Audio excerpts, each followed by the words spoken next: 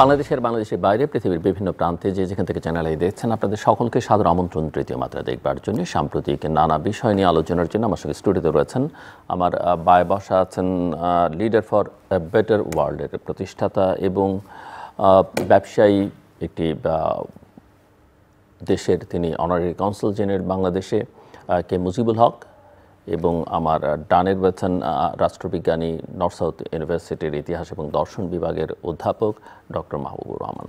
স্বাগত আপনাদের দুজনকেই তৃতীয় মাত্রায়। মিস্টার কে মুজিবুল হক, আপনাকে দিয়ে আলোচনাটা শুরু করতে চাই যে আমরা জুলাই আগস্টের অভ্যুত্থানের পরে এক বছরের প্রায় বেশ খানিকটা বেশি সময় পার করে আসলাম, কিন্তু আপনি কি মনে করেন যে এই আসলেই কোনো পরিবর্তন শেষ পর্যন্ত হয়েছে? বিশেষ করে যদি নেতৃত্বের আচরণের কথা বলি কিংবা আমাদের কর্মপদ্ধতির কথা বলি, রাজনৈতিক নেতৃত্ব বা সরকারে যারা আছেন তাদের, নাকি মোটামুটি একই ধারায় আমরা চলছি? ধন্যবাদ জিল্লুর ভাই, এবং আপনাকে শুভেচ্ছা। বিকজ চ্যানেল আইয়েরও 27 বছর পূর্তি, আর আপনার তো 22 বছরের উপরে। আমার জানা মতে এটা মনে হয় 8095 এপিসোড, তো সবচেয়ে দীর্ঘ এবং কন্টিনিউয়াসলি দীর্ঘতম একটা অনুষ্ঠান। তা আমি এখানে আসতে পারি, আমি আসলে নিজেকে আনন্দিত মনে করছি, এবং যারা দেখছেন তাদেরকেও আমার শুভেচ্ছা। সত্য কথা বলতে কি, এই যে জুলাইয়ের 36-এর যে অভ্যুত্থান বলেন, আমার ভাষায় এটা হলো একটা ঘূর্ণিঝড়। এই যে ঘূর্ণিঝড়টা কেন হলো এবং এটা কোথা থেকে ডিরাইভ করলো এবং কি কারণে ডিরাইভ করলো, এই জিনিসগুলি কিন্তু এখনও আমরা আমাদের মাথায় আনতেছি না। হ্যাঁ, এই 36শে জুলাইয়ের পরে আমরা কিছু কিছু দিক থেকে বেনিফিট পাচ্ছি, কথা বলতে পারতেছি, স্পেসটা পেয়েছি, হয়তোবা করাপশন কমেছে।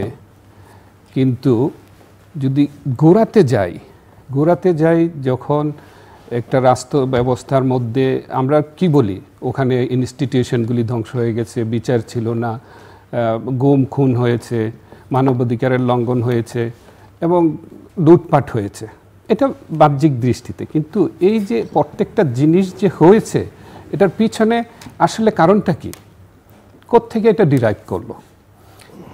এখন ধরেন ঘূর্ণিঝড় হলে কি বলে যে ওখানে তাপমাত্রা বেড়ে গেছিলো, গ্রিন হাউস গ্যাসের কারণে এই সেই, এবং ওখানে ডিপ্রেশন ক্রিয়েট হয়েছে, তারপরে ঘূর্ণিঝড় হয়েছে। কিন্তু এই যে আমাদের যে অভ্যুত্থানটা হলো, এই অভ্যুত্থানের পিছনে যদি আমরা তাকাই, এই যে কেন করাপশন আসলো, কেন আপনার এখানে এক্সট্রা জুডিশিয়ালি কিলিং আসলো, কেন এখানে আপনার বিভিন্ন নেতা নেত্রীদেরকে, বিরোধী দলের তাদেরকে আইনকে অপপ্রয়োগ করতে হলো তাদের উপরে, একটাই কারণ।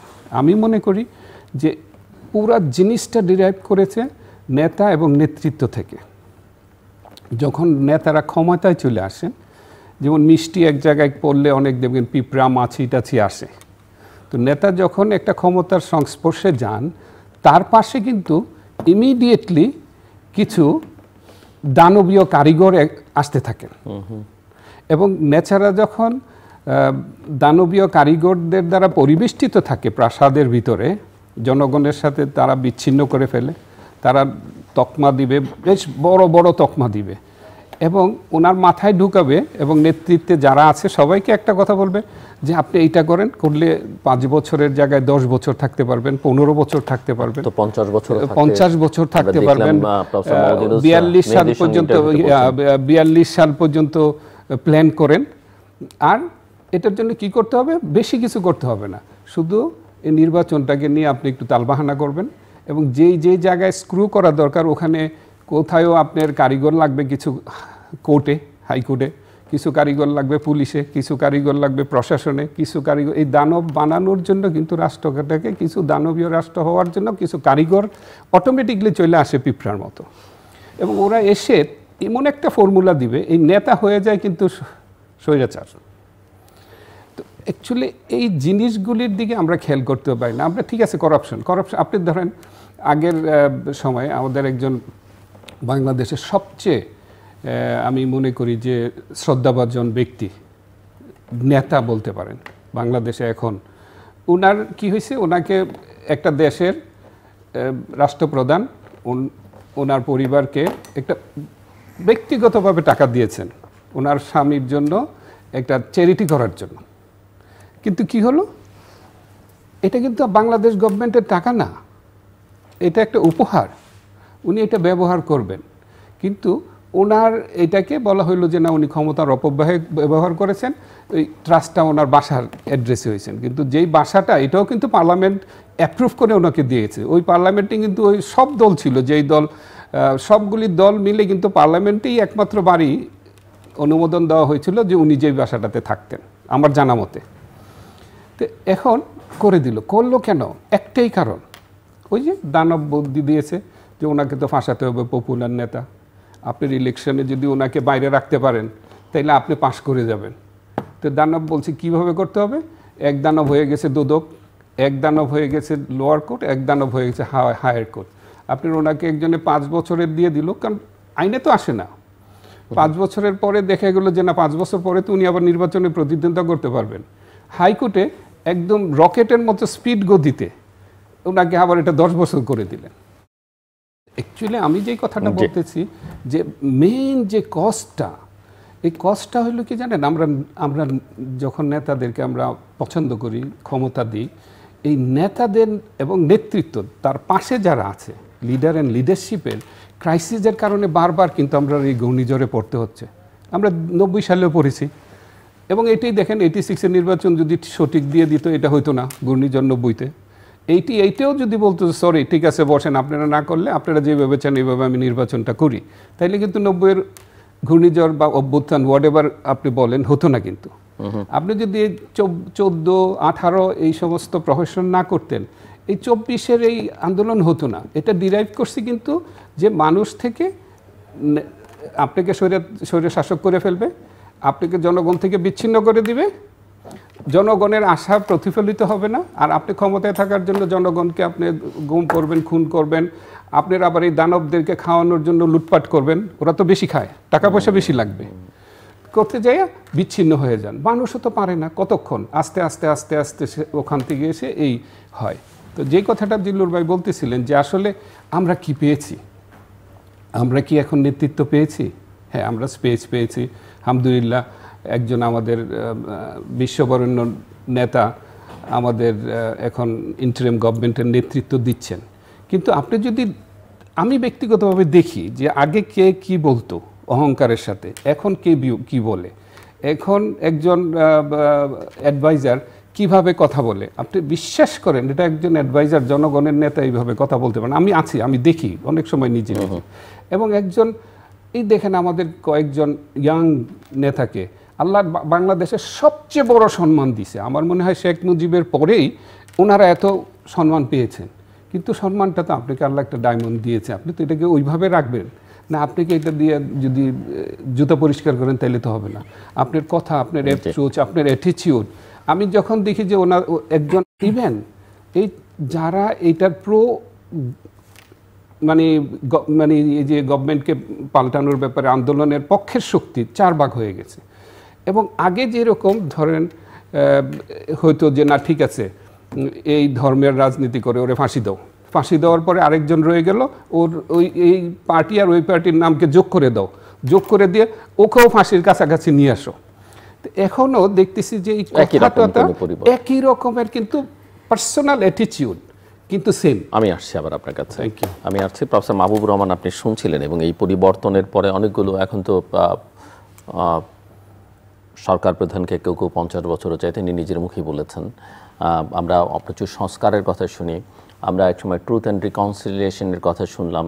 একজন মন্ত্রী বললেন যে তারা এবং বিদেশে যাচ্ছেন আরও কিছু কতিপয় কর্তা ব্যক্তি, সাউথ আফ্রিকা, সেখান থেকে ঘুরে এসে ট্রুথ অ্যান্ড রিকনসিলিয়েশন আমরা কিছু শুনছি না। এবং সবচেয়ে বড় যেই এক্সারসাইজটা আমরা দেখলাম সেটা হচ্ছে জাতীয় ঐকমত্য কমিশন করে ঐকমত্যের একটা এক্সারসাইজ গত কয়েক মাস ধরে দেখছি বিভিন্ন রাজনৈতিক দলের সঙ্গে। আমার যতদূর জানা যে বেশ কয়েক বছর আগে বা দশকও বলতে পারি আমি, আপনার নিজেরও একটা ঐকমত্যের উপরে বই লেখা আছে। সো এই ঐকমত্য আসলে কতখানি আপনি দেখতে পাচ্ছেন, বা ঐকমত্য প্রতিষ্ঠার যে প্রয়াস সেটা আসলে কতটা সায়েন্টিফিক আমি জানি না। আপনি ধন্যবাদ জনাব দিলরুর সহ আলোচক জনাব মুজিব ভাই এবং তৃতীয় মাত্রা অগণিত দর্শক শ্রোতা। আপনি যথার্থ বলেছেন যে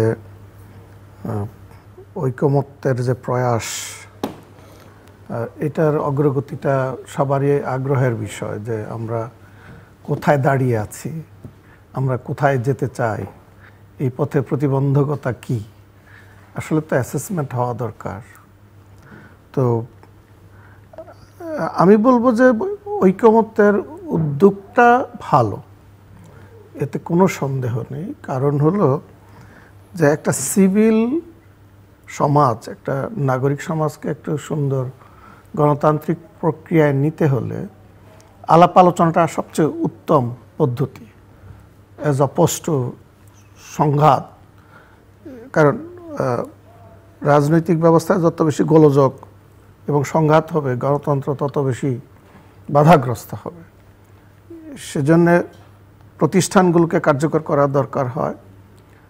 তার উপরে যারা অপারেট করেন তারা একটা নির্দিষ্ট সীমারেখার মধ্যে থেকে তারা যদি সবাই এগ্রি করেন যে আমরা এর বাইরে যাব না, এর মধ্যে থেকেই আমাদের দ্বিমত যে থাকবে তা না, দ্বিমতটা খুবই ন্যাচারাল।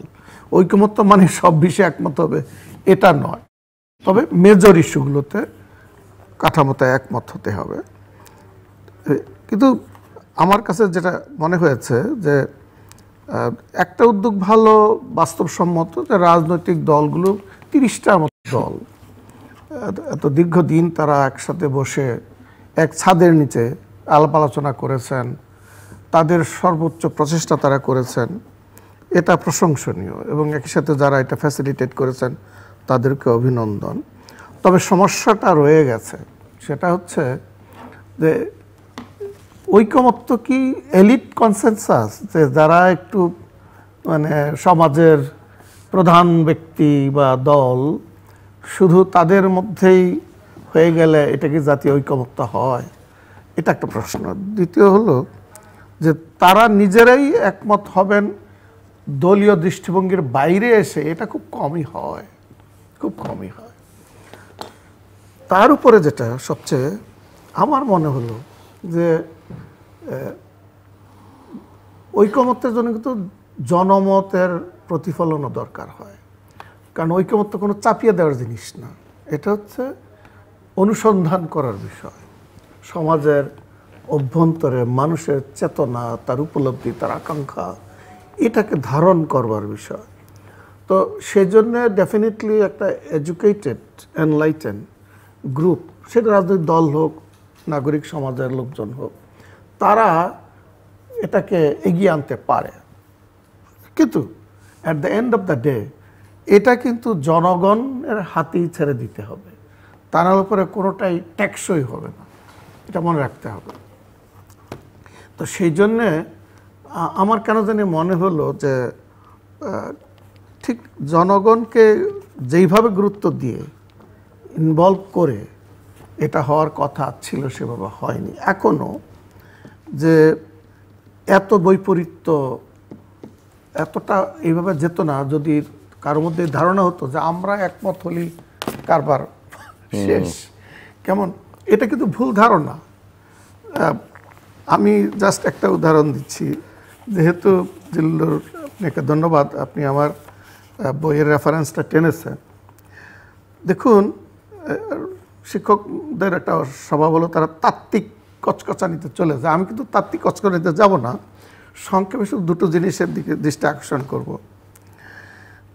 ইমানুয়েল কান্ট, এই ঐকমত্য নিয়ে জন রাল্ফ, ইমানুয়েল কান্ট, তারপর কর্টিসান, এরা অনেকে আলোচনা করেছেন জয়শীল। তো এর মধ্যে একটা সুন্দর কথা যে politicians can't rule only according to his or her own will, but following a rational will which should correspond to what all citizens might want. Yeah.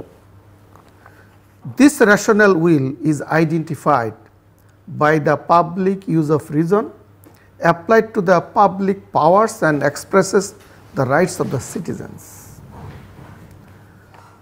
এখানে কিন্তু একটা দেখার বিষয় যে কেন জনগণের কাছে যেতে হয়, কারণ at the end of the day সার্বভৌম ক্ষমতা কিন্তু জনগণের। এটাকে যখন যেখানে কার্টিল করা হয় সেখানেই কিন্তু বাধাগ্রস্ত হয়। যেমন নির্বাচনের কথা এসছে, আসলেই বিগত সরকার যদি ওই জায়গাটায় অন্তত একটু রেসপেক্ট যদি শো করতে পারতো, এই যেটা বললেন না ওইসব প্ল্যানগুলি খারাপ, আমি অতদিন থাকবো, এটা কিন্তু খুবই জনগণের উপরে চাপিয়ে মানুষ চায়, এটা কিন্তু জনগণ চায়, এটা জনগণের বক্তব্য। Everything is done in the name of জনগণ, সবই তো জনগণের নামে করা হয়। তখন প্রশ্ন দাঁড়ায় জনগণ কি? জনগণ একটা বিমূর্ত ধারণা? আসলে এটা খুব সহজ সুন্দর শব্দ। মানে অনেক সময় যেমন ফ্যামিলিতে দেখা যায় যে হয়তো বাচ্চাদের মধ্যে একটা বাচ্চা নিজের চায় কিন্তু সাহস করে না, জানে যে ওনার আরেকটা বাচ্চার প্রতি বাবা মায়ের আদর একটু বেশি, যদি এটা ফিল করে বলে যে ওই কিন্তু বলছে আমাকে, সো নিজেরটাকে একটু ইয়ে করে সাবসাইড করে। তো এখন কিন্তু এটাও সত্যি নয়। If you use the name of জনগণ public and then you don't respect that's a problem. কদিন আগে সুইজারল্যান্ডের রাষ্ট্রদূত এসেছিলেন আমাদের ইউনিভার্সিটিতে একটা আলোচনা। তাদের একটা খুব মজার জিনিস যেটা শেখার মতো, যে হ্যাঁ এটা আমরা বুঝি আজকের দিনে প্রত্যক্ষ গণতন্ত্র বা ডাইরেক্ট ডেমোক্রেসি প্র্যাকটিস করা যায় না, জনসংখ্যার এত বিশালতা, কিন্তু তারপরেও তাইলে সুইজারল্যান্ড কীভাবে করে? তিনি বললেন যে তাদের টাইম টু টাইম একটা নির্দিষ্ট সংখ্যক লোক যদি সাইন করে তাহলে কিন্তু এই সব ইস্যু রেফারেন্ডামে দেওয়া যায়। এটা সত্যি কথা, রেফারেন্ডাম ঘন ঘন করলে এটা ব্যয়সাধ্য ব্যাপার, এত সহজ কাজ নয়, এবং এটা খুব সিম্পলিফাইড ওয়েতে পিপলের কাছে যেতে হবে। তো এটাতে সুবিধাটা হলো যে রাজনীতিবিদরা কিন্তু অ্যাকাউন্টেবল থাকে জনগণের কাছে, এবং ওই জায়গায় কোনো কারচুপি না করে ওইটাকে রিফ্লেক্ট করতে পারলে কিন্তু সবার জন্য ভালো, for the people and for the politician. আর একটা কথা যেটা মানে মুজিব ভাই নিজে বলছেন, কথাটা খুব সুন্দরভাবে বলা যায় যে লর্ড অ্যাক্টন ব্রিটেনের যে ছিলেন, লর্ড অ্যাক্টন সুন্দর কথা বলছেন যে পাওয়ার করাপ্টস, অ্যাবসলিউট পাওয়ার করাপ্টস অ্যাবসলিউটলি। আসলে ক্ষমতা খুব বেশি, এই জন্য আমরা কথায় বলি যে খাবার দাবার ভিটামিন খুব উপকারী, কিন্তু ভিটামিন যদি বেশি খাই কেউ তাহলে কিন্তু হিতে বিপরীত হয়। ক্ষমতা দরকার, সরকার কিন্তু ক্ষমতা নিতেই হবে, থাকতেই হবে, নাহলে তো গভর্নমেন্ট ক্যানট ফাংশন এবং মানুষ কেয়ার করবে না, সমাজ সঠিকভাবে চলবে না। কিন্তু সেটা যদি ট্রাস্ট না হয়, এটা যদি অস্ত্র হয় তত সমস্যা। সেই জন্য কিন্তু ম্যাক্স ওয়েবার অথরিটি তিন ধরনের তিনি বলেছেন সমাজ, একটা ট্রেডিশনাল অথরিটি, একটা ক্যারিজমেটিক অথরিটি, একটা ন্যাশনাল লিগ্যাল অথরিটি। ট্রেডিশনালটা তো আমরা যাচ্ছি না এখন, ক্যারিজমেটিক কিন্তু প্রবলেম আছে আমাদের এখনকার কথাই যদি ধরি, উইথ অল ডিউ রেসপেক্ট। দেখুন রাষ্ট্র সমাজ শুধুমাত্র ক্যারিজমার উপর ভিত্তি করে চলে না, চলতে পারে না। কারণ তাহলে হয় কি, যে যার মতো কাজ করে, showing honour and respect, all the রেভারেশন, all this to the main leader, and হয় তারা অথর্ব, অক্ষম, অকর্মণ্য, কেমন তো জানে যে they are not accountable to the people, they are accountable to only one person. যে শেখ হাসিনার সমস্যাটা কী ছিল, সবাই বলতো তোর মানে এমনটা গিয়েছিল, কেন ইমাজিন যে খালি আমার নেত্রী, আমার নেত্রী, আমার নেত্রী, আর তোমার জনগণ কোথায়? আচ্ছা, তারপরে তো একজন বলেই বসলো যে আমি শুধু ওনার শেখ হাসিনার ক্যান্ডিডেট না, আমি তো ভারতের প্রার্থী। আচ্ছা, এই কথা যখন বলে তখন তার আনুগত্য দেশের প্রতি থাকে, জনগণের কথা বাদ দিলাম। তো লাস্ট কথা যেটা আমি বলবো, এই জন্য ন্যাশনাল লিগ্যাল অথরিটি, সেটা হচ্ছে যে প্রতিষ্ঠান গড়ে তোলা দরকার, এবং তার যে আইনগত কাঠামো এটা খুবই সুচিন্তিতভাবে করা দরকার বাংলাদেশে। এই জন্য এই মুহূর্তে আসলে আমরা সংবিধানকে নতুন করে যদি সাজাতে চাই, তাহলে আমাদের পূর্ব অভিজ্ঞতাকে কাজে লাগিয়ে আমাদের বের করতে হবে যে কোথায় ব্যত্যয় ঘটলে সমাজ দেহে রাষ্ট্রযন্ত্রের রোগ ঢুকে যায়।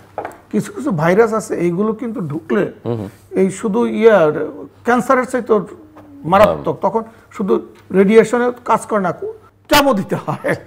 হ্যাঁ, এই জুলাই অভ্যুত্থান হয়ে গেছে সেরকম কেমো, কিন্তু আমরা মনে হয় সেই কেমোটাও ঠিক মতো ইউজ করছি না। মিস্টার হক, রাজনৈতিক দলের প্রশ্ন, নেতৃত্বের প্রশ্ন ডক্টর রহমান আলোচনা করছিলেন। সো বাংলাদেশের একটা বড় সমস্যা, যে উনি প্রতিষ্ঠান গড়ে তোলার কথা বলেছেন, প্রতিষ্ঠান বলি যাই বলি না কেন, পলিটিসাইজেশন একটা বড় সমস্যা। এবং আগে যখন রাজনৈতিক দল ক্ষমতায় ছিল তখনও আমরা এটা শুনেছি।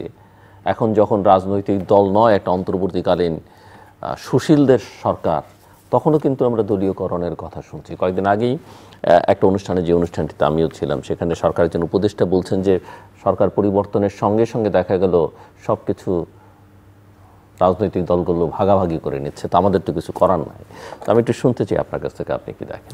ধন্যবাদ। অ্যাকচুয়ালি প্রফেসর মাহবুব ভাই যে বললেন, সত্য কথা কি যে আমি আবারও নেতা নেতৃত্বে আসছি। অ্যাকচুয়ালি হয়েছে কি, একজন যদি সঠিক নেতা বসে যান, ওনার ভিতরে যদি সততা থাকে, দেশপ্রেম থাকে, এবং উনি যদি ধরেন আত্মীয় স্বজন, বন্ধু বান্ধব, পিএ পিএস এদের প্রতি যদি অন্ধ থাকেন, তারা কি এবং কানে না শুনেন তাদের কথা, তাদের পরিচয় যদি সামনে না আনেন, উনি যদি শুধু রাষ্ট্রটাকে আইনের উপরে প্রতিষ্ঠা করে দেন যে government should be of laws rather than of man, ওনার আশেপাশের চামচা চামণ্ডদের মধ্যে এবং ওনার যে ইচ্ছা শক্তিটাকে যদি উনি কন্ট্রোল করেন, করে যদি উনি আইনটাকে শ্রদ্ধা করে শুধু আইনের উপরে যদি রাষ্ট্রটাকে প্রতিষ্ঠা করতে পারে, তাইলেই কিন্তু আর কোনো সমস্যা থাকে না। এখানে জনগণের সমস্যাও নাই, এখানে রাষ্ট্রের বা সরকারের সমস্যাটাও নাই।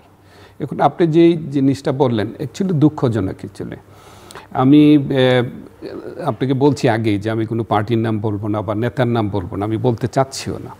অ্যাকচুয়ালি নেতৃত্বের ব্যর্থতা কিন্তু আগে যা ছিল, আগে যদি থেকে 100%, এখন কিন্তু 70% আছে। আপনি আগের গভর্নমেন্ট কি মনে করেছে যে আমি যদি police, army, BDR, navy, air force, প্রশাসনে যদি আমার দলের লোক বসাই দিই আমি সেফ, ঠিক আছে?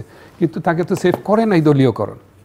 এটা থেকে আমরা শিক্ষা না নিয়ে, এই যে আপনি অ্যাডভাইজার সাহেবের কথা বললেন, এটা আমি শুনেছি একটা অনুষ্ঠানে রিসেন্টলি, উনি বলছেন যে দুইটা পার্টি কম্পিটিশন লেগে গেছে কোথায় কাকে বসাবে। তা আপনি সততার কথা বলেন, সততা কিন্তু ইটস এ হিউজ একটা ইস্যু।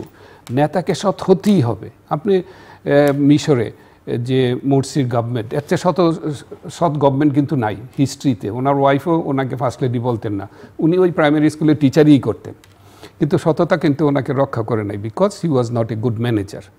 ওনার সবচেয়ে, আমি এটা নিয়ে আমার এক ফ্রেন্ড, আমার কয়েকটা ইজিপশিয়ান ফ্রেন্ড আছে, রেভুলেশনে তারা কাজ করছে, পরে দেশ থেকে চলেও যেতে হয়েছিল কিছুদিন, বলল যে যখনই আমরা সবাই মিলে, সাধারণ মানুষ মিলে বিজয় ঘটলো, ঘটার পরে এইটা একটা পার্টি নিয়ে গেল, আমরা যারা জনগণ ছিলাম তারা বিচ্ছিন্ন হয়ে গেলাম। তো যখন আবার ওই যে দানব সোচ্চার হয়েছে, ওদের পার্টি গেছে কিন্তু জনগণ যায় নাই, যার জন্য এটার পরাজয় হয়েছে খুব তাড়াতাড়ি। এখন আমি একটাই দেখতেছি, এখন দেখেন একজন দলীয়করণ করছে, আপনি এখানে তো যোগ্য লোকটা, ক্যাপাবল লোকটাকে দিবেন, যোগ্য, সৎ এবং যে চালাইতে পারে। কিন্তু আপনি কি করতেছেন, আপনি দলের একটা লোক এখানে পুশ করে বসাই দিচ্ছেন, এবং ওই লোকটা আপনার আগামী নির্বাচন যেই কারিগরি ওইটাতে আপনার পক্ষে কাজ করবে এই নিয়তে বসাচ্ছেন। তাহলে আপনি সৎ কোথায় থাকলেন? আপনার ডিফারেন্স কোত্থেকে, আপনার পার্থক্যটা কোত্থেকে হলো না। অ্যাকচুয়ালি আপনি শুধু ওই জায়গাতে না, আপনি কথা দেখেন না, আগের কথা এখনের কথা নাই। আমরা তো অনেক শান্তি পাচ্ছি, অনেক দিক থেকে পাচ্ছি, অনেক ধরেন পত্রিকা লিখতে পারতেছে, অনেক কিছু। আপনি দেখেন যারা দানবের কারিগর, দানবীয় রাষ্ট্রের কারিগর ছিল, তাদের ব্যাপারে কিন্তু নিউজ পেপারে কোনো খবর পাবেন না। এই যারা এখন এই আন্দোলনের পরে যারা এখন ভবিষ্যৎ আপনার ক্ষমতার জন্য কাজ করতেছে, রাষ্ট্রীয় ক্ষমতায় বসার জন্য, তারা দেখেন এগুলি নিয়ে ব্যস্ততা নাই, একজন একজনের সাথে লেগেই আছে। না, কিন্তু পুলিশ মানে পত্রপত্রিকা লিখছেন না, কিন্তু ধরেন ব্যবস্থায় কি হচ্ছে, বিচার কি হচ্ছে, বা এই যে আগের এত দুর্নীতির কথা আমরা শুনেছি, সেগুলোর বিরুদ্ধে কোনো কার্যকর ব্যবস্থা কি আপনি নিতে দিবেন কোত্থেকে? কারণ আপনার ফোকাস তো ওইটা না। আমি যে কথাটা আবারও বলতেছি, উনি একটু ইন্ডিকেট করেছেন যে শাসকের কথাটা।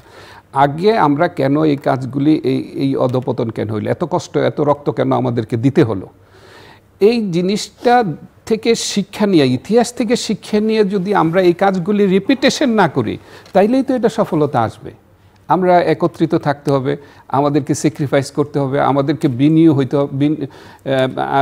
হইতে হবে, এবং আমাদেরকে আপনি দেখেন কোনো অল্টারনেটিভ নাই এখন ইউনিটি ছাড়া, অল্টারনেটিভ নাই। এখন আপনারা ফাইট করছেন, কিন্তু যারা এই 14 বছর এই দানবীয় রাষ্ট্র চালাই গেল, তাদের এরাই কিন্তু সবচেয়ে বেশি চাঁদাবাজি এখন করতেছে। আপনি যান টেলকোতে যান, আপনি ওয়েলে যান, আপনি টোলে যান, আপনি ডিজিটাল অ্যাক্টিভিটিসে যান, মাসে হাজার হাজার কোটি টাকা ওরা কিন্তু নিয়ে যাচ্ছে সাইলেন্টলি। কেউ লন্ডনে বসে খাচ্ছে, কেউ জেলখানায় বসে খাচ্ছে, ওদের চাঁদা কিন্তু যাচ্ছে। কিন্তু এখন আবার একটা আসছে যে এই দল চাঁদাবাজি করে। আর এই দল যে চাঁদাবাজি করে, এই যে মার্কেট, এইগুলি তো আগে ছিল 14 বছর একটা সিস্টেমের ভিতরে ছিল, ওরাও চাঁদাবাজি করছে, ওদেরকে বলছে যে ওরা লিজ গ্রহীতা। তো যখনই এটা শেষ হয়ে গেল, এটা উচিত ছিল যে লিজ ক্যান্সেল করে নতুন লিজ দেওয়া, তাইলে তো আর চাঁদাবাজি হতো না। কিন্তু দেখেন এখানে ওই যে দানবীয় রাষ্ট্রের কারিগররা কিন্তু এখনও রাষ্ট্রের মেশিনের ভিতরে বসে ওইটা প্রটেক্ট করে যাচ্ছে। কিন্তু আপনি জানেন, you will be surprise to know, আমি কাগজপত্র দিয়ে দিছি, একদম আমি নিজে দেখা করেছি। আমি বাংলাদেশ ব্যাংকে দিয়েছি, আমি দোদোকে দিয়েছি, সবাইকে। দোদোকের চেয়ারম্যান তো এখন সৎ, নিঃসন্দেহে। ওখানে যে কমিশনার কয়েকজন আছে তারাও সৎ। কিন্তু নিচের লেভেলে দুইটা জিনিস নাই। এক হলো আপনার ক্যাপাসিটি নাই, আপনি জানেন না এটাকে কিভাবে ডিল করতে হবে। এই ধরনের বড় লুটপাটের কেস তো এফিসিয়েন্সি নাই, সততাও নাই, সত্য কথা যেটা। ওই যে ব্যাংক থেকে আপনি ধরেন একটা ব্যাংক 92% কিভাবে খেলাপি হয়। সেন্ট্রাল ব্যাংক কোথায় ছিল? এখন সেন্ট্রাল ব্যাংকে কি নতুন লোক আসছে? সেম লোকগুলিই তো বসে আছে। এখন তাদের চাকরির জন্য এদেরকে প্রোটেকশন দিয়ে যাচ্ছে। তো এখন মেইন জিনিসটা হয়েছে, এটা ঠিক হয়ে যেত যারা এখন রাষ্ট্র চালাচ্ছেন তারা যদি ওইদিকে ফোকাস থাকতেন যে না, আমরা সুশাসন দিব, আমরা এগুলিকে বিচার করব, আমরা ক্ষমতার জন্য আমরা আমাদেরকে কম্প্রোমাইজ করব না, এবং আমরা তারা যেই জিনিসটা করছে এটার বিপরীতে এসে মানুষকে একটা মানে শান্তিময় এবং পিসফুল এক বাংলাদেশ করব, গণতন্ত্রে ফিরে দিব, তাইলে কিন্তু এই কনফ্লিক্টটা হতো না এখন। কিন্তু এটা আমি দেখতে পাচ্ছি না ব্যক্তিগতভাবে। ডক্টর মাহবুবুর রহমান, এই যে মিস্টার মুজিবুল হক যে কথাগুলো বললেন, আমি এই কথার সূত্রে হুবহু উনি যেটা বলছেন সেটা সেই প্রসঙ্গে না গিয়ে আমি এই কথাটাকে অন্য একটা ফ্রেমে আলোচনা করতে চাই। যে এই যে ধরেন একজন গ্লোবাল আইকন, আমরা সবাই মনে করেছি যে তিনি দেশের অনেক কিছু বদলে ফেলবেন, সারা পৃথিবী আমাদের দিকে তাকিয়ে থাকবে। আমরা যদি শুধু একটা ক্রাইসিস অ্যাড্রেস করার কথা বলি, ধরেন রোহিঙ্গা ক্রাইসিস, এবং আপনার শরণার্থে নিশ্চয়ই আপনাদের দুজনেই শরণার্থে যখন জাতিসংঘ মহাসচিব আসলেন বাংলাদেশে, তখন তিনি বললেন যে আগামী বছর ঈদের সময় এই রোহিঙ্গারা গিয়ে মিয়ানমারে ঈদ করবে। তো আমরা তো দেখছি এক ঈদ গেল, আরেক ঈদ আসছে, এবং জাতিসংঘ সাধারণ অধিবেশনের সাইডলাইন আমরা দেখলাম রোহিঙ্গা নিয়েও একটা ইভেন্ট হলো, তিনি আবার 7 দফার কথা বললেন। কিন্তু আসলে কার্যকর কী হলো? মানে আমি যদি গত 1 বছরের একটা হিসেব করতে যাই, কোনো ন্যূনতম কোনো অগ্রগতি আছে তো? আমাদের রেটোরিক আর রিয়েলিটির মধ্যে তো একটা সবসময়, সেটা রাজনীতিবিদ হোক আর সুশীল হোক আর এভিল হোক, একই রকম তো চিত্র। ধন্যবাদ। I fully agree. সেটা তো হচ্ছে যে আসলে সততার সাথে দক্ষতা প্রয়োজন, আর রেটরিকের সাথে রিয়ালিটিটা আমাদেরকে দেখতে হবে। এই রোহিঙ্গা সমস্যাটা যিনি দিয়ে গেলেন, তিনি যেই পুরস্কার পাওয়ার আশায় করেছিলেন সেটা আশা না পুরিল, স্বাদ না মিটিল, তার মধ্যে চলে গেল। তো আমরা ভাবছিলাম যে এখন যিনি আমাদের গ্রেট লিডার, তিনি হয়তো আরেকটা নোবেল প্রাইজ পাবেন, কারণ আমরা আশাও করেছিলাম যে ওনার হাত ধরে হয়তো ওনার যে ওয়ার্ল্ড ওয়াইড যে position, that will help us. কিন্তু মনে রাখতে হবে যে রোহিঙ্গা ক্রাইসিসটা আসলে এই কোনো একজন, তিনি যেই লেভেলেরই হন না কেন, কোনো জাদুমন্ত্র বলে কথার দিয়ে এটা সমাধান হয়ে যাবে, ব্যাপারটা তা নয়। শুধু কথা আসলে কোনো সমস্যারই সমাধান হয় না, এবং কয়েকটা ফটো সেশন, সাময়িকভাবে মানুষের মন জয় করা যায়। হ্যাঁ, এবং কয়েকটা ফটো সেশন আমি অনেক জায়গায় দেখি, আন্তর্জাতিক দুনিয়াতেও এটা মনে হয় কূটনীতির অংশ হয়ে দাঁড়িয়েছে। যে তারা বলে যে ধরেন খুব ডিফারেন্সেস রয়ে গেছে, তারপর বলছে আমরা দুই পক্ষ এই বিষয়ে সমাধানের জন্য একসাথে কাজ করবো বলে আমরা ঐকমত্যে পৌঁছেছি। বাহ, বিরাট ফাঁকি মাঝখানে রয়ে গেল। তারপরে বলল যে আমরা বৈপরীত্য কমিয়ে নিচ্ছি, এখন অর্থাৎ শুধু কাজটা বাকি আর কি, সেই কাজটা আর হয় না। রোহিঙ্গা ক্রাইসিসটাকে দেখা দরকার যে এটার স্ট্রাকচারাল কতগুলো লিমিটেশন আছে। যেমন ধরুন এখানে এটা জিও পলিটিক্যাল ইস্যুজ আর কনসার্ন, এটা কোনো ভাষণ দিয়ে এটা করার সমাধান সম্ভব না। এবং জাতিসংঘের সেক্রেটারি জেনারেল এসছেন, it sounds good, but what it produce, কী দিয়েছিল আমাদেরকে? জাতিসংঘে একটা কনফারেন্স হবে, চমৎকার কথা। দুটো মেইন সমস্যা রোহিঙ্গা ক্রাইসিস এখন আমাদের জন্য। একটা হচ্ছে যে ইমিডিয়েট নিড, তাদের যে এই যে ডোনেশনটা দেওয়া হচ্ছিল এটা যখন পরিমাণ কমিয়ে দেওয়া হলো, তাতে হলো কি অস্থিরতা আর বাড়ছে, অপরাধ প্রবণতা বাড়ছে, ঝুঁকিটা বেড়ে যাচ্ছে, ইনস্টেবিলিটি বেড়ে যাচ্ছে। তো অতএব কোনো অবস্থাতেই এই রিফিউজিদেরকে তাদের প্রাপ্য থেকে বঞ্চিত করে বিরাট বোঝা সমস্যা আমাদের উপরে চাপিয়ে দেওয়া যাবে না, এটার জন্য কাজ করা লাগবে। সেইটুকু যদি করা যায় ডেফিনেটলি ওয়ান স্টেপ। বাট এই বিরাট সমস্যা থেকে মুক্তি পেতে হলে আমাদের একটা বিগার অ্যাসপেক্টে দেখতে হবে। ধরুন এই যে গাজাতে যে ইয়েটা হচ্ছে, প্যালেস্টাইনের যে ক্রাইসিসটা, আপনি দেখুন ওই জায়গায় কিন্তু কেউ কথা বলতেছেন না। সেটা হলো যে জাতিসংঘের একটা আছে, এটাকে বলা হয় রেসপন্সিবিলিটি টু প্রোটেক্ট, R2P। অর্থাৎ যদি কোনো রাষ্ট্র তার নিজের জনগণের উপরে যদি সে জেনোসাইড চালায়, মানবতার বিরুদ্ধে অপরাধ করে, এথনিক ক্লিনজিং বা এই জাতীয় অপরাধ যদি করে, এবং তাহলে তার জনগণকে রক্ষা করার প্রথম দায়িত্ব রাষ্ট্রের নিজস্ব। এটা যদি না করে তাহলে বাকিরা এই রাষ্ট্রকে সহযোগিতা করবে টু গেট ইট রিজলভ। তা যদি না হয় কিন্তু আন্তর্জাতিক দুনিয়ার দায়িত্ব হচ্ছে যে এইটাকে এনশিওর করা বাইরের সকল শক্তি দিয়ে। সেখানেও যদি বলা হয় রাষ্ট্রের সার্বভৌমত্বের সম্মান করা হবে, কোনো তারা তো ওই R2Pর মধ্যে এটা রাখাই হয়েছে যে আন্তর্জাতিক দুনিয়া আসতে পারে। সেখানে বাধা হয়ে দাঁড়ায় কি জাতীয় ওই নিরাপত্তা পরিষদে, নিরাপত্তা সিকিউরিটি কাউন্সিলে ভেটো দেওয়া। ভেটোর কারণে সব থেমে যায়। যেমন আমাদের চীনের ভেটোর কারণে, রাশিয়ার ভেটোর কারণে রোহিঙ্গার সমস্যা বারবার ঠিকই রয়েছে। আর প্যালেস্টাইনের সমস্যা তো মাশাআল্লাহ যুক্তরাষ্ট্র সেঞ্চুরি করে ফেলছে, এবং গত কিছুদিনের মধ্যেই তো 8 বার ভেটো দিল। সারা পৃথিবী একদিকে, যুক্তরাষ্ট্র ভেটো দিয়ে বসলো। এবার কিন্তু লাস্টে স্লোভানিয়ার প্রেসিডেন্ট সুন্দর কথা বলছেন যে তাহলে এইসব ইস্যুতে ভেটো দেওয়া, এইটাকে ওই রাষ্ট্রের যে ভেটো পাওয়ার, এটাকে সাসপেন্ড করতে হবে। কারণ যদি ইউএনের যে চার্টার আছে তার এগেনস্টে তো কোনো রাষ্ট্র যেতে পারে না, তার তো এটা প্রমিস করে হয়েছে। কাজে সিকিউরিটি কাউন্সিলের কোনো মেম্বার এই ইউএন চার্টারের বাইরে গিয়ে কোনো ভেটো প্রয়োগ করতে পারবেন না। এইটা কিন্তু যদি সাধারণ পরিষদ, জেনারেল অ্যাসেম্বলি একমত হয়ে তারা যদি আন্তর্জাতিক অপরাধ আদালত, ইন্টারন্যাশনাল কোর্ট অফ জাস্টিস, তার অ্যাডভাইজার নিয়ে দে ক্যান প্রসিড, এই ধরনের কংক্রিট পদক্ষেপ দরকার। কিন্তু আমি যদি বড় রাষ্ট্রের কোনো সমালোচনাই করব না, কিছুই বলিব না, শুধু সুন্দর সুন্দর কথা বললে তো হবেও না। এবং ওইখানে ওই স্ট্রাকচারাল লিমিটেশনকে দূর করা যাবে কি করে? এই সব সমস্যার ক্ষেত্রে প্রতিবন্ধকতা, বাধা কারা হয়ে দাঁড়াচ্ছেন, তাদের বিরুদ্ধে জনমত তৈরি করা দরকার, তাদের বিরুদ্ধে রিজিওনাল এবং আন্তর্জাতিক চাপ সৃষ্টি করা দরকার।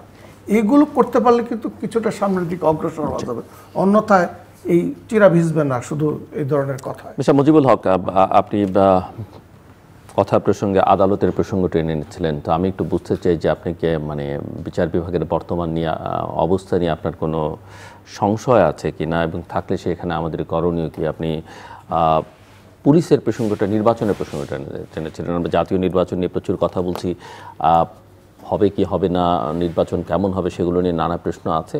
কিন্তু নির্বাচন করবার সক্ষমতার প্রশ্ন, যেটা দুদিক থেকে আপনারা নানা প্রসঙ্গে আপনারা অন্যভাবে আলোচনা করছেন, সেই সক্ষমতা সরকারের আছে কিনা, বা পুলিশ যার একটা প্রধান বিষয়, যাদের ছাড়া আসলে নির্বাচন করা সম্ভব না, তাদের আসলে সক্ষমতা তৈরি হয়েছে কিনা? আমি একটা জিনিসে আসতে চাচ্ছি, প্রফেসর মাহবুব যেটা বলেন যে রোহিঙ্গা ইস্যু কিন্তু বাংলাদেশের একটা মেজর ইস্যু এখন। এখানে কিন্তু উনি রাইটলি সেড, আর এটা কিন্তু মোর কমপ্লেক্স হয়ে গেছে। আপনি যদি দেখেন কমপ্লেক্স যে কালাদান প্রজেক্ট, মাল্টিমোডাল প্রজেক্ট, এটা হলো ইন্ডিয়ান। এই কালাদান প্রজেক্টটি হচ্ছে যে চিকেন নেকটাকে অ্যাভয়েড করার জন্য ওখান থেকে আপনার মাল্টিমোডাল প্রজেক্ট হয়ে ওদের যে পোর্ট থেকে সব জিনিসপত্র যেত ক্যালকাটা থেকে ওখানে হয়ে যেন ইনকেস কোনো ক্রাইসিসে যদি আমাদের ওই চিকেন নেক যেটাকে বলি এটা যদি বন্ধ হয়ে যায়, সুদের তাদের সাপ্লাই চেনটা যেন 7 সিস্টারে রাখে। ওইদিকে দেখেন চায়নার আবার কিয়াকফু প্রজেক্ট আছে আপনার 160 কিলোমিটার, 18 রেললাইন প্রজেক্ট, ওখানে পাইপ লাইন আছে, সব কিছু আছে, ট্রেন লাইন আছে, এবং এটা আমাদের বাংলাদেশ থেকে মাত্র ধরেন 70-80 কিলোমিটার দূরে এই যে কিয়াকফু পোর্টটা হচ্ছে যেটা।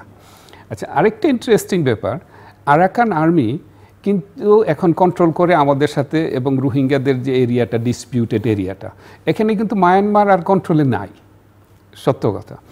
তো it's a very huge complex. যেহেতু আপনি কথাটা তুলেছিলেন, রিসেন্টলি এটা নিয়ে একটু কথা হচ্ছিল, এবং লেফটেন্যান্ট জেনারেল মুস্তাফিজ সাহেব এনডিসিতে আমরা একটা কোর্সে ওনার সাথে, তো উনি বলতেছিল যে আরাকান আর্মির চিফ একসময় আমাদেরকে বলছিল যে why don't you help us. তাইলে উনি আবার বলতেছিলেন যে আমরা রোহিঙ্গা ইয়াং ওদেরকে ট্রেন করে যদি দিয়ে দিই, লেট দেম ফাইট, বিকজ এইভাবে এটা হবে না। আর আমাদেরকে প্যারালালি যেই দুই ইন্ডিয়া এবং চায়না আছে, তারা যেই স্বার্থের কারণে আমাদেরকে সাপোর্ট করছে না, আমরা তাদের স্বার্থটাকে নিশ্চিত করি যে তোমাদের স্বার্থে ব্যাঘাত ঘটবে না, ওদের থেকে আমরা আন্ডারটেকিং নিয়ে দিচ্ছি, তাদেরকে তাদের দেশে থাকতে দাও। আর এদিকে আরাকান তো ওই সাইডটা নিয়েই নিছে, ওই অ্যাকসেপ্ট দ্যাট 2 এরিয়া, যেই 2 এরিয়াতে এখন এই 2 প্রজেক্ট আছে।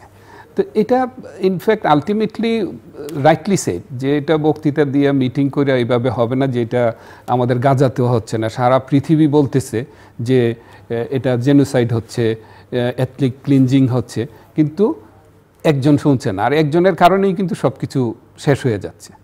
তো হাউএভার এই জন্য এটা আমরা আরেকদিন আলাপ করবো এটা নিয়ে, এটা ভেরি কমপ্লেক্স এবং এটাকে অ্যাড্রেস করতে হবে। ইনফ্যাক্ট নেক্সট নির্বাচনটার কথা আমি আগে বলি। প্রথমেই বলেছিলাম যে দেখেন, নির্বাচনের কারণেই এত আন্দোলন, এত কিছু হয়েছে আমাদের, তাই না? নির্বাচনটা যদি আমরা শুধু মানুষের অধিকারটা প্রতিষ্ঠার জন্য দেখেন, 2091 সাল, 96 সাল, 2001 সাল, আমরা কিন্তু এই ধরনের আন্দোলন চিন্তাও করতে পারি নাই, বিকজ একটা মানুষের মাইন্ডসেট ছিল যে না, 5 বছর পর তো নির্বাচন আসতেছে, ভোট দিয়ে আমরা ওরে পছন্দ হয় না চেঞ্জ করে ফেলবো। এখন কতগুলি জিনিস নির্বাচনটাকে আবার এখনও দেখছি নির্বাচনটাকে পিছানোর একটা টেন্ডেন্সি, যেই নির্বাচনের কারণে 36 জুলাই আসলো, তাই না? সেই নির্বাচনটাকে যত তাড়াতাড়ি দেওয়া যায় সবার জন্য ভালো। এখন বলে কি পুলিশ প্রশাসন ক্যাপাবল না, বলে যে আমাদের সিভিল প্রশাসন ক্যাপাবল না, দ্যাটস ট্রু, ঠিক আছে, কিন্তু আপনি তো এটাকে, আপনার একটা রিসোর্স তো আছে, এখানে সেনাবাহিনী আছে, নেভি আছে, আর্মি আছে, বিডিআর আছে, আপনি why don't you have a comprehensive, যদি করেন এটা কালকে সকালেও করা যাবে, you involve the military, involve the other forces, তাহলে এটা সম্ভব। কিন্তু আমরা ওইটাকে একটা ছোটা হিসাবে না দেখে লেটস হ্যাভ এ কম্বাইন্ড একটা অ্যাপ্রোচ। আর হাইকোর্টের কথা বলতেছি যে আলহামদুলিল্লাহ, যে আমাদের যে সুপ্রিম কোর্টের যে চিফ জাস্টিস আছেন এবং বিচারকদের মধ্যে অনেক অনেক অনেক অনেক ভালো বিচারক আসছেন। আপনি জানেন না, কিছু লয়ার আছে, তারা কিন্তু এই হাইকোর্টে টাকা লেনদেন, দুর্নীতির কারিগর আমি দেখেছি। আপনি চিন্তা করতে পারবেন না, আমার একটা কেসে আমাকে বাদী না করে জজ সাহেব রায়, আমি বাদী না, আমার একটা কেস, আমার শেয়ারটা নিয়ে গেছে, কিন্তু ওখানে আমি বাদী না, এটা জয়েন্ট স্টক কোম্পানিকে বাদী করে, সে চায়ও নাই যে আমার শেয়ারটা, কোর্ট এটা ক্যান্সেল করে দিয়ে বলছে ওকে দিয়ে দিছে, কিন্তু আমারে তো একটা বলার সুযোগ দিবে যদি আমি এটার অধিকার না থাকে। এই ধরনের হয়েছে। আরেকটা হয়েছে, আমার হিয়ারিং শেষ হয় নাই তখন, ওই হিয়ারিং শেষ না হওয়ার পরে কোর্ট চেঞ্জ হয়ে গেছে, রাতেবেলা রায় দিয়ে চলে গেছে। আমি এটা হচ্ছে সুপ্রিম জুডিশিয়ারি কাউন্সিলে নিয়ে যাচ্ছি এখন।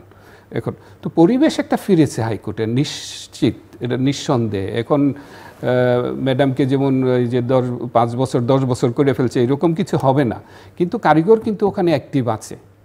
এবং ওই যে যারা বিচারক সকল এখনও কিন্তু কন্টামিনেশন এটার ভিতরে আছে।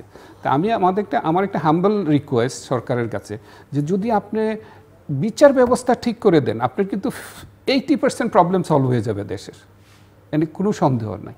তো এই জন্য আমি মনে করি যে এটাকে খুব প্রায়োরিটিতে আনা দরকার, নির্বাচন অ্যান্ড বিচার ব্যবস্থা প্যারালালি। আর আমাদেরকে ঠিক করতে হবে। আসলে এখন সমস্যা কিন্তু জানেন, আমরা সরকার এবং নেতারা ঠিক হয়ে যাই, আপনি দেখেন পরদিন সকালে প্রবলেম ঠিক হয়ে গেছে, কোনো সমস্যা নেই। আমার অহংকার, আমার বিদ্বেষ, আমার সততাটা যদি আমি ধরে রাখি, আমার সেবামূলক অ্যাপ্রোচটা আমি করি, প্রবলেম সলভ। এটা হলো একটা কথা আমি বলতে চাচ্ছি। আরেকটা জিনিস দেখেন, কেউ কিন্তু ক্ষমা চাই না আমরা এখন। আপনি বিশ্বাস করেন, না বিরোধী দল না সরকার দল কেউ ক্ষমা চাবে না। আর যে ক্ষমা চাবে না সে কিন্তু নেতাও হইতে পারবে না। আপনি দেখেন পদত্যাগের কালচার নাই। আমরা মনে করছিলাম এই চেঞ্জের পরে কেউ যদি কাউকে সমালোচনা করে, এবং ধরেন বেআইনিভাবেই সমালোচনা করলো, সে একটা এক্সাম্পল ক্রিয়েট করবে যে আমি পদত্যাগ করলাম। কিন্তু আপনি দেখেন যদি না করলো, আপনি যদি বলেন যে সরকার প্রধান এত উপদেষ্টাদের বিরুদ্ধে, নানান জনের বিরুদ্ধে নানান দুর্নীতির খবর প্রতিদিন পত্রপত্রিকায় প্রকাশিত, কিন্তু কোনো অ্যাকশন নাই। গত কয়েকদিন আগে আপনি প্রথম আলো হেডলাইন, কোনো অ্যাকশন নাই, তো অ্যাকশন নাই। এখন একজন উপদেষ্টা কি পরিমাণ টাকা নিয়ে গেছে, ধরেন ক্ষমাও চাবে না, পদত্যাগও করবে না, তাইলে চারিত্রিক কিন্তু ডিফারেন্স আমি দেখছি না। আপনি স্বৈরাচার দেখেন আর এখান দেখেন, কিছু কিছু নেতাদের চারিত্রিক পরিবর্তন নাই, বরঞ্চ ডেটোরেট করছে, আমি বলবো। ধন্যবাদ। আসলে আমার নিজের কাছে বোধগম্য নয় যে এত অভিযোগ আসার পরে এগুলোতে কোনো কোহরে না নেওয়া বা কোনো পদক্ষেপ না নেওয়া, এটা কিন্তু খুবই অ্যালার্মিং, এবং এটা দেশ জাতি সমাজের কোন অবস্থাতেই কল্যাণ তো হবে এটা মেনে নেওয়া যায় না। আমি জানি না, কিন্তু যেগুলো একটা সমস্যা কি জানেন, আমাদের সব জায়গায় প্রবলেম দেখতে পাই। একটা কথা উদাহরণ দিই, ধরুন এই যে মুজিব ভাই বললেন যে ক্ষমা চাওয়া তো রাজনৈতিক দলগুলোর অনেক ইয়ার মধ্যেই নাই। আচ্ছা, এই সেদিন দেখি মাঝে মাঝে ভিডিওতে ওই যে অডিও ফাঁস হয়, যেগুলোতে দেখি টেলিফোন আলাপ, হ্যাঁ, এবং তাতে বলে যে আগাছা সাফ করার জন্য আবার আসতে হবে, আসবে কেমন, মানে কোনো রিমোর্স নাই। আচ্ছা, একটা দলের প্রধান যদি রাজনৈতিক দলের কিছু চরিত্র থাকে, ক্যারেক্টারিস্টিক্স থাকে, সেগুলো যদি বৈশিষ্ট্য বজায় না রাখে এবং যদি কোনোভাবেই মানে পরিশুদ্ধির কোনো উদ্যোগ যদি না থাকে, তাহলে পরিণতি যা হবার তাই হবে। কিন্তু এখানে আরেকটা জিনিস আমি না বলেই পারছি না, যে আমরা কিন্তু কোনো ভালোভাবে কেন জানি স্টার্ট করতে পারিনি। এখনও যে বিতর্কটা, এই যে ইন্টারিম গভর্নমেন্ট হলো, এটার যৌক্তিকতাটা, মানে এটা কিসের ভিত্তিতে হচ্ছে, তার জাস্টিফিকেশনটা কি? ওই 106 অনুচ্ছেদের আলোকে থেকে সুপ্রিম কোর্ট থেকে একটা নেওয়া হলো, অ্যাডভাইজারি নেওয়া হলো। কিন্তু এখন যে প্রশ্ন আসছে, মানে ঐকমত্যের বিষয় নিয়েও এই প্রসঙ্গটা আসছে, যে স্থায়িত্ব লাভ করবে কিভাবে। সম্ভবত গভর্নমেন্ট কাজ করতে পারতো, এটা সবার জন্য ভালো হতো যে এই সরকার শুরুতে যদি একটা রেফারেন্ডাম দিয়ে অন্তত নিজের বেসটাকে গণতান্ত্রিক আইনগত ভিত্তি দিতে পারতো, হয়তো সাহস করে কিছু কাজ করতে পারতো। এটা হয়নি তখন। তারপরে এখন যেটা, এখন যেটা এই সরকার যত দীর্ঘায়িত হবে সমস্যা তত বাড়বে। নির্বাচন ছাড়া বিকল্প নাই, এবং এটাও ডিলে করার কোনো সুযোগ নাই। তবে হ্যাঁ, দুটো জিনিস খুবই ভালো বাংলাদেশে, যে বিচার ব্যবস্থার সুপ্রিম কোর্টে চমৎকার পরিবর্তন এসছে, এক্সপেক্টেড ছিল। দুর্নীতি দমন কমিশনের প্রধান ব্যক্তি সৎ, কোনো সন্দেহ নেই, চমৎকার। কিন্তু নির্বাচন কমিশনই শুধু ইলেকশন করবে, এটা ধারণা করলে ভুল হবে। কারণ আপনি এনেছেন পুলিশ প্রধান, পুলিশ বাহিনী এবং সিভিল প্রশাসন, কারণ ইলেকশন কিন্তু শুধু ইলেকশন কমিশন করে না। আচ্ছা, তাদের সক্ষমতা এবং তাদের সেই মানে কি বলবো নিরপেক্ষতা, দক্ষতা এবং তাদের কতটুকু তাদের দ্বারা সম্ভব, এইটা না পিছিয়েও কিন্তু এটাকে শক্তিশালী দৃশ্যমান অবস্থায় আনা দরকার। আপনি দেখুন না, বিভিন্ন জায়গায় যখন একটা সমস্যা হয়, এই পার্বত্য চট্টগ্রামের দিকে আমি যেতে চাচ্ছিলাম না, কিন্তু you just bring burning issue, আমরা তো জানি না সব জায়গায় আমরা দেখতে পাই কি, তাহলে দেখা যাচ্ছে যে কোনোটাই যদি আমরা সঠিকভাবে ম্যানেজ করতে না পারি, তাহলে নির্বাচনের জন্য সেটাও যদি আমরা সঠিকভাবে না করতে পারি, তাহলে এটার মধ্যে দিয়ে যে স্থিতিশীলতা আমরা আশা করি, ওইটা বরং আরও নতুন করে ইয়ার সৃষ্টিও অসম্ভব নয়। দুনিয়ার অনেক দেশেই কিন্তু নির্বাচন হয়ে নতুন করে আবার আরেক সমস্যার দিকে, অস্থিতিশীলতার দিকে যাত্রা করে। তো ওইটা যাতে না হয়, যাতে এটা তামাদি বলতে যা বোঝায় দিয়ে নতুন যাত্রার সত্যিকার অর্থে গণতান্ত্রিক বাংলাদেশের যাত্রা, সেটার জন্য বহু পূর্ব শর্ত রয়েছে। সেই শর্তগুলো পূরণ করাটা এখনই দরকার। ওই লক্ষ্যে সঠিক পদক্ষেপ স্টেপ বাই স্টেপ এবং সবাইকে নিয়ে, শুধু একতরফাভাবে নয়। এবং সেখানে আবার আমি বলবো এই যে ঐকমত্যের বিষয়টা খুব গুরুত্বপূর্ণ। দেখুন, যতই এখন আমরা বলতেছি হয়ে গেছে এত কিছু অগ্রগতি, ভেতরে যদি তাকাই তাহলে আসল জায়গায় আমার মনে হয় না ঐকমত্য হয়েছে। এবং যেই ধরনের রাষ্ট্র আমরা চাই, সেই রাষ্ট্রের উপযোগী বিষয়াদিতে কি ওখানে তো বরং নোট অফ ডিসেন্ট আছে, ওইখানে তো বরং এক দলের সাথে আরেক দলের তফাৎ, নতুন নতুন এজেন্ডা যুক্ত করা হচ্ছে যেটা আগে ছিল না। তারপরে অনেক সমস্যা সৃষ্টি করা হচ্ছে। তো ফলে খুবই ডিফিকাল্ট এই মুহূর্তে যে ওইদিকে অগ্রসর হয়। Last but not the least আমি বলবো যে এই যে এখন আসছে কি ঐকমত্য বাস্তবায়ন, ওই জুলাই সনদ বাস্তবায়ন পদ্ধতিটা কী হবে সেটা নিয়েও অনেক কথাবার্তা হয়েছে।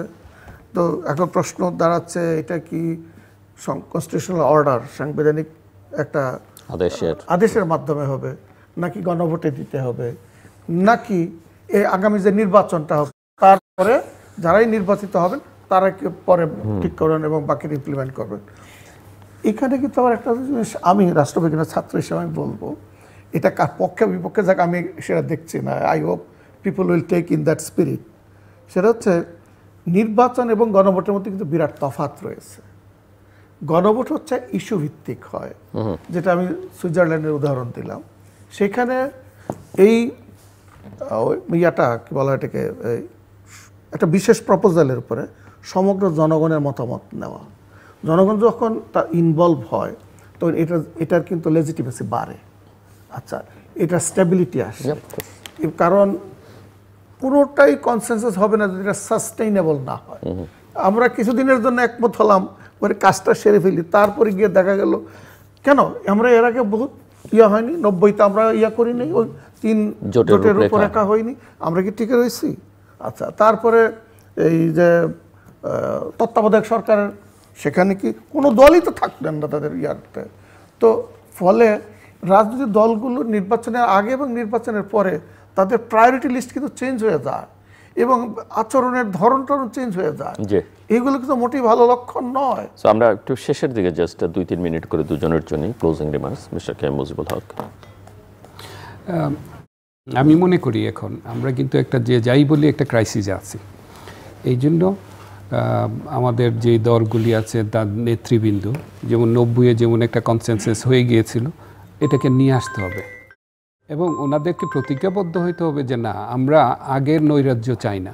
আপনি দেখেন ফেসিস্ট কত রক্তক্ষরণ হইল, তারা কিন্তু মনে করে এটা লজিক্যাল, এটা ক্ষমা চাওয়া তো দূরের কথা, এটাকে আবার এস্টাবলিশ করার চেষ্টা করে। তো এই এক্সাম্পলটার থেকে শিক্ষা নিয়ে আমি মনে করি এখনই যারা নেতৃস্থানীয় আছেন ওরা বসে এবং ওনাদের ওই যে ক্ষমতায় যাওয়া এই চিন্তাটা না করে দেশের স্বার্থটা দেখে নির্বাচনের দিকে যাওয়াটা উচিত বলে আমি মনে করি। কারণ না হলে হবে কি, যতক্ষণ পর্যন্ত আপনি একটা জনগণকে একটা রায় দেওয়ার জন্য সুযোগ না দিবেন, জনগণও কিন্তু তখন পর্যন্ত একটু মানে অপ্রাপ্তি, অস্বস্তিতে থাকবে। এবং ওই জন্য আমি আবারও বলি যে আইনের প্রতি শ্রদ্ধাশীল হইতে হবে। বলেছেন যে জনগণের চাওয়া অনেক বেশি, সব এখনই চায়। একটা জিনিস দিতে তো হবে, ডেলিভার তো করতে পারি নাই এখনো।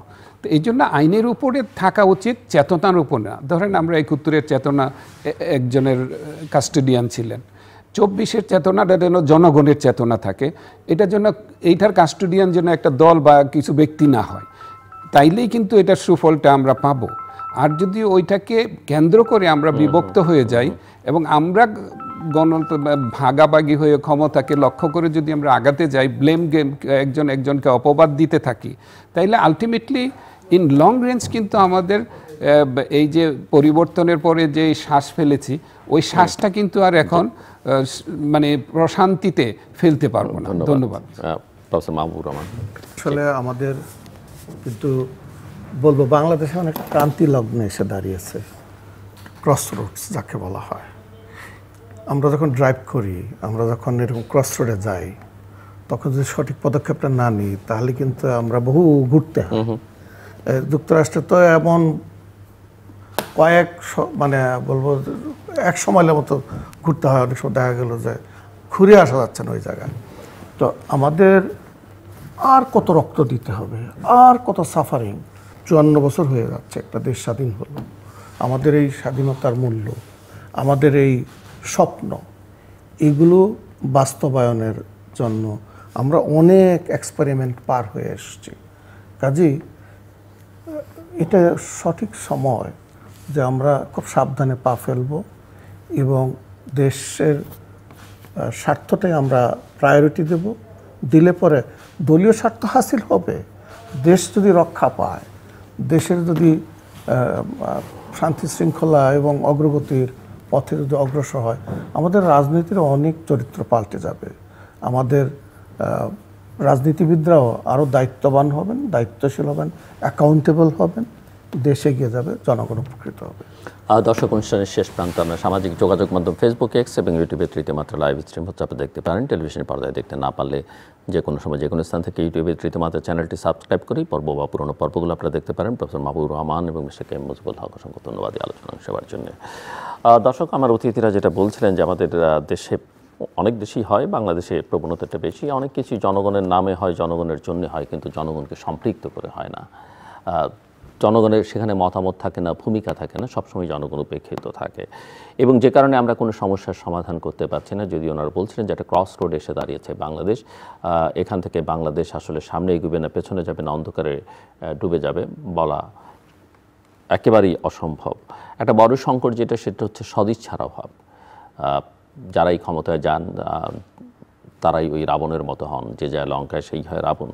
এবং এখানে জ্ঞানী গুণী রাজনৈতিক নেতা, রাজনৈতিক দল সবার চেহারা মোটামুটিভাবে বাংলাদেশে ঘুরে ফিরে একই রকমের, এবং ক্ষমতায় গেলে কারোই আসলে শেষ পর্যন্ত হুঁশ জ্ঞান থাকে না, সেটাও আমরা দেখতে পাই। যে দুর্নীতি নিয়ে এত কথা হয়, পলিটিসাইজেশন এত কথা বলা হয়, এমনকি যখন আমরা দেখছি যে রাজনৈতিক শক্তি বা রাজনৈতিক দল ক্ষমতায় নেই, তখনও কিন্তু এই রাজনীতিকরণের অভিযোগটা আছে। এখান থেকে পরিবর্তন একটা উপায় হচ্ছে যে আমাদের মনস্তত্ত্বে আসলে বড় ধরনের ধাক্কা বা পরিবর্তন আনতে হবে। যদিও বাংলাদেশের মানুষ বারবার পরিবর্তন এনেছে, পরিবর্তন চেয়েছে এবং বড় বড় অভ্যুত্থান, কারো ভাষায় ঘূর্ণিঝড়, কারো ভাষায় বিপ্লব, এর মধ্য দিয়ে কিন্তু আসলে শেষ পর্যন্ত কিছুই হয়নি। এবং রাজনৈতিক নেতা বা সমাজের, রাষ্ট্রের যে নেতৃত্ব শ্রেণী, তারা যদি আসলে নিজেরা নিজেদেরকে না বদলান, তাহলে সমাধান আসলে খুব বেশি সম্ভব হবে না। এবং যেটা ওনারা অত্যন্ত গুরুত্বের সঙ্গে বলেছেন যে সাস্টেইনেবিলিটিটা অনেক গুরুত্বপূর্ণ। আমরা অনেক কিছু নিয়ে আলোচনা করছি বটে, অনেক কাজও করছি বটে, কিন্তু আমরা এটা টেকসই হবে কিনা সেই জায়গায় মনোযোগ একদমই নেই।